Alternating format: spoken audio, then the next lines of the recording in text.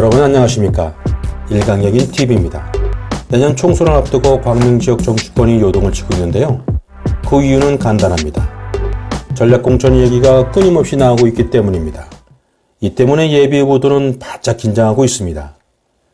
이 가운데 중심에 있는 인물이 우윤근 전 러시아 대사인데요. 우 전 대사의 광명갑 출마설입니다. 불출마를 선언한 백전 의원이 전남 광양 지역에서 내리 3선언한 우 전 대사를 자신의 지역구에 꼽겠다는 것입니다. 특히 최근 우 전 대사의 출마에 걸림돌이 됐던 뇌물 의혹 재정 신청이 법원으로부터 기각됐기 때문입니다. 뇌물 의혹은 부동산 개발업자가 검찰이 무혐의 처분에 불복해 재정 신청을 낸 것입니다. 사실상 우 전 대사가 뇌물 의혹을 벗으면서 광명갑 출마를 기정사실화하는 분위기가 나타나고 있습니다. 그렇지만 반발도 만만치 않습니다. 광명 지역과 전혀 연고가 없는 정치인을 전략 공천한다는 지적입니다.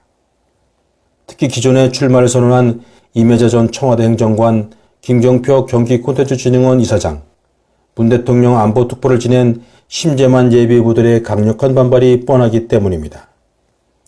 여기에 우 전 대사의 경우 57년생으로 우리 나이로 만 62세에 해당해 적은 나이가 아닙니다.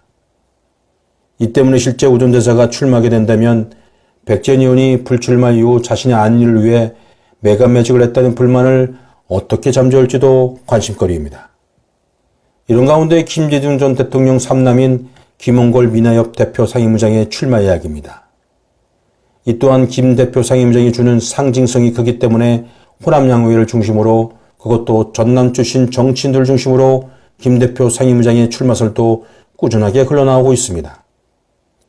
일부에서는 목포와 광주광역시 출마 이야기도 나오고 있지만 아버지의 최측근이면서 복심으로 통하는 박지원 의원이 불출마를 선언하지 않는 한 출마를 결정하기란 어려울 것이라는 분석입니다. 또한 지역색이 강한 광주광역시도 히든토를 닦아놓은 정치인들을 배제하고 당 차원에서 김 대표 상임의장을 공천하기란 쉬운 일이 아니라는 설명입니다.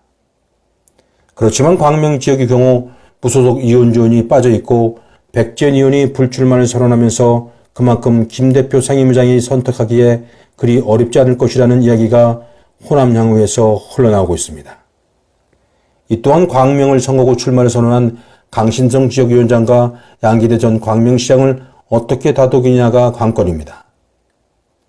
결국 우 전 대사와 김 대표 상임의장 2명이 모두 광명 지역에 출마할 것으로는 보지 않습니다. 하지만 2명 중에 1명은 반드시 전략공천으로 광명 지역에 출마하지 않겠냐는 분석입니다. 일강역인 TV였습니다.